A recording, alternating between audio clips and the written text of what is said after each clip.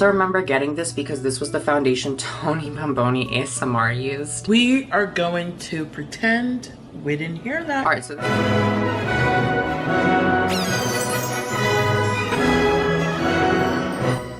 Alright, hi fairies. So today's video is going to be a little bit different than my previous ones because I'm filming during the day. So I was going through my garage, right, and I found this old bag full of just my old makeup from 2016. Quite literally a Ziploc bag. You know, I don't throw shit away. I will literally just keep it in a different drawer, like never to use it again, but I don't like throwing stuff away. What? I love garbage. So I went through everything in the bag and I sorted out these are the first products I ever bought. Please call for help. And I thought it would be an interesting video to take a walk down memory lane and just talk about myself a little bit, not too much, but also just use these products, which I'm pretty sure are from 2016. Holy shit. The first ever eyeshadow palette I bought, the first ever lipstick I bought. All of these are most definitely expired, so you know, we're just gonna have a fun little time. So funny. But yeah, if you're excited to see what's in this bag, what my first ever makeup items were, then just keep on watching. So I was and still am a very, very cheap person when it comes to my makeup. And that's what I'll always stand by. Even though I do get some PR now, I still go to the dollar store more than I do Sephora to get my makeup. I can tell you use L'Oreal on your face. And even though I do use primer now, before I didn't actually have a primer. None. I used to just wear foundation without a primer or anything, but the primer that was in the bag was this one. This is a 100-point sample of the Makeup Forever Step 1 Skin Equalizer. And I remember going to the mall, into the JCPenney, because some JCPenneys have like little Sephora. I remember going into that one, and the lady at checkout was like, do you want to use your points? Because I was using my mom's email. And I remember just being like, points, what's that? And she was like, you can choose between the Makeup Forever primer or like the Bite Beauty lip balm or something like that. And I remember just being shocked. You're gonna give me this for free. What the fuck is going on? Because when I was first getting started with makeup, I literally had no high-end items. Because the way I would buy my makeup is I would tell my parents like, oh, I'm going to the mall, can I have like $10 or $15 for food? But then I wouldn't use that money for food. I would just go to Target and spend $15 on drugstore stuff.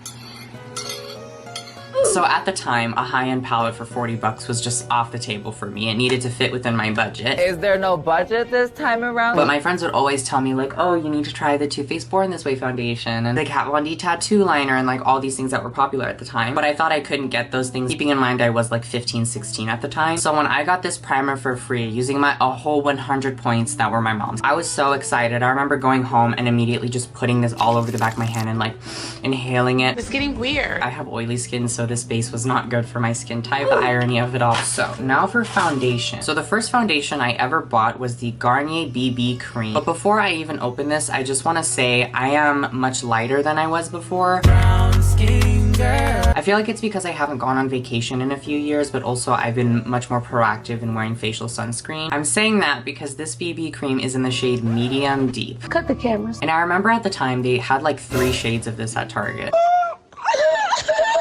This was pre-Fenty era foundation. I think it exploded in my garage. Look at all that shit in there. Fucking spunk everywhere. How's the color though?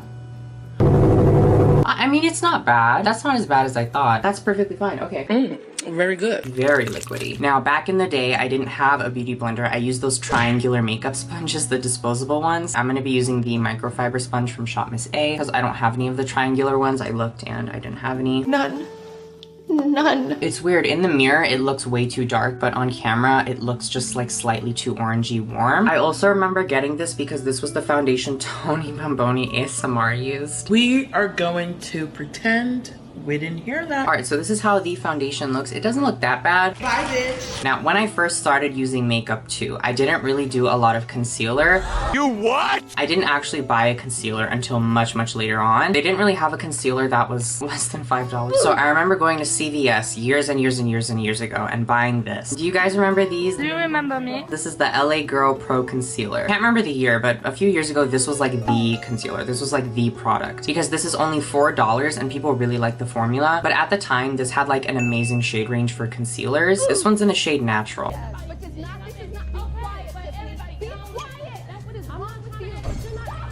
Normally after I set my face, this would be the part where I do my contour and highlight and whatever, but I actually used to never contour and highlight my face back then. Y'all should be ashamed of yourself. I do have a blush, we'll do that in a second, but the setting powder I'm going to use is one of my all-time favorites. This is the Rimmel Stay Matte in Translucent. This is actually the first one I bought. I have a new one, but I'm trying to use this one up. I just love this powder. It's only a couple bucks too. I love it. I love it. Alright, now that my face is set and we're already creasing, I'm gonna do my blush. So the OGs will recognize this blush and judge me for having it. So this was my first ever blush. This is the Tarte Amazonian Clay Blush in the shade Party. Now, if you remember, this was the Sephora VIB Rouge birthday gift. It was either 2017 or 2018. Do you see how it's like all fucked up on the inside too? I was doing my makeup in an Uber a long time ago and I dropped it on the floor and the brush broke on the floor of the Uber, so I shoveled it back in and I fixed it when I got home. There could be like hairs in here from that person's Uber. It ain't no e-girl blush, but it's definitely a cute little flush. Now we have to do brows. Hello. So I got this product for free. It wasn't from Sephora. I think someone gave it to me. This is called The Brow Gal by Tonya Crooks. This isn't actually a pomade. It's quite a weird product. So there's 3 brow powders in here. You can see this one's clearly the most well-loved. But the way you're supposed to use this is you actually have to wet it with water. And then the powders turn into like a pomade. Wet ass pomade. If you look at some of my old videos and old posts, my brows look fucked up. And it's because I was using this wet powder to do them. But I'm just gonna spray my brush with a little bit of rose water. So I'm gonna try my best not to have bumpy, wavy ass brows. I'm gonna turn off the cameras while I do this.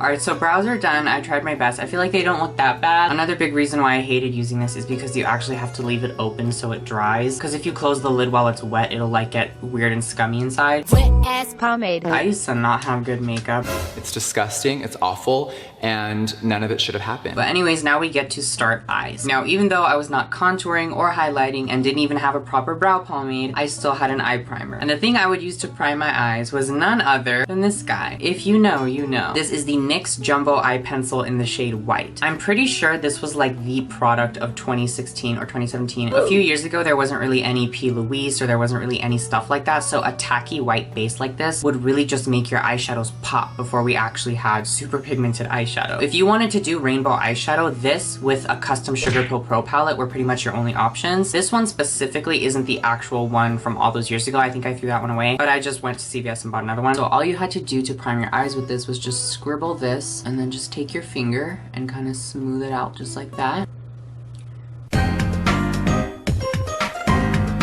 Now, the first ever eyeshadow I bought was actually from Wet n Wild. This is so old. They don't even make these anymore. This is their Studio eyeshadow palette in the shade Coming In Latte. And it also came with a little brush inside that I would never use. There was a look I used to always do on myself using this palette. I'm gonna try and remember. Firstly, I would take a little more of the Rimmel powder and I would use this to set that NYX pencil. Y'all are probably judging me as I do this, but this is my makeup when I was in high school. Firstly, I would take this shade right here. I would take that and I would kind of just tuck it into the socket or crease of my eye. Now that we have that in our crease, I then would take this shade right here. I would just put it right on top of that brown and really start blending it out just like that. All right, so that's how the crease looks. And then for the shimmer or the pop of color, I would take this kind of orangey gold one right here on a flat paddle brush. Now I would normally use my finger to do this, but back then I thought it was so bougie to use a brush. Been that bitch, still that bitch. And then I would take that and just pop that in the center of my lid. I do very heavily rely on the shimmers in a palette, and you know, these ones are okay, but I like need sparkle. I don't feel like it's doing it for me, you know what I mean? Where's the flavor in it? Alright, so once that shimmer is on the lid, I would then take this black one all the way on the end, as if this look wasn't dramatic enough. And my eye shape doesn't really work with eyeliner. I would do instead, oftentimes, is I would just take a black eyeshadow or a darker eyeshadow and kind of smudge that on the outer kind of edge. Oh wow, this is actually a really nice black eyeshadow.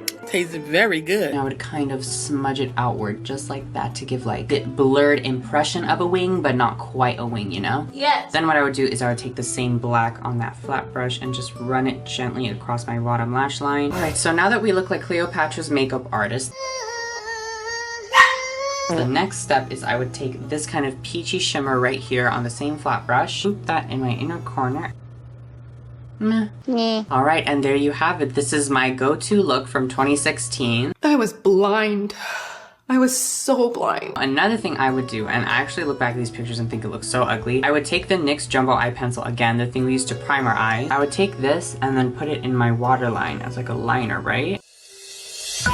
Black in the waterline looks way better than white. I used to always use false lashes, but when it comes to mascara, this is so embarrassing to admit, but I used to not actually apply mascara. I used to just plonk my false lashes on. This is so humiliated.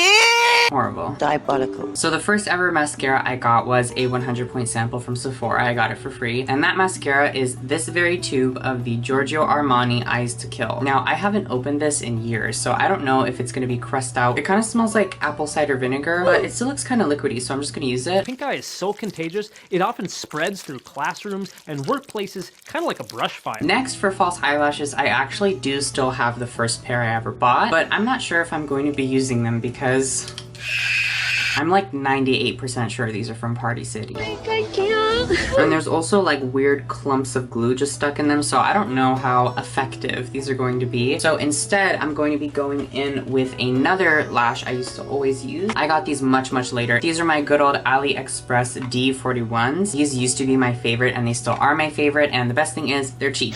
Alright, so here's how the eyes look. Definitely a little bit more muddy and dramatic than what I normally do. So the last makeup item I have is lips. The first ever lipstick I bought is from Wet n Wild. I remember getting this at the CVS near my house. How y'all doing? This is the Wet n Wild Mega Last lipstick in the shade Cherry Bomb. Look at the tube, it's all cracked and fucked up too. She's pretty good for her age. Y'all, let me tell you, I thought I was the baddest bitch in the whole store wearing this color. I don't give a fuck what they seen come through the store. This is the baddest bitch in the motherfucking store. I felt like the most gorgeous person on Scruff and Grindr when I would wear this. I shouldn't even been on Grindr in the first place. I was just on there for compliments. I actually still really like these lipsticks. So yeah, let me just apply this color. Oh my goodness. When I was younger, I remember me and my friends used to have an inside joke. I used to always say when I would wear this lipstick, don't I look like Harlequin? Sure, Jan. Because you know, like from the original DC, like Harlequin had like that dark lipstick, and they never let me live that down. They would always tell me, oh, you look like Harlequin today. But doesn't this lipstick look kind of like it a little bit? I have to laugh. I'm sorry. Let me take my hair down now that the makeup is done. But alright, you guys, this is the finished look. This is me using the first ever makeup products I ever bought. This lipstick's still really cute though. I do really like it. But yeah, I really hope you guys enjoyed. That's it for this one, and I'll see you in the next one.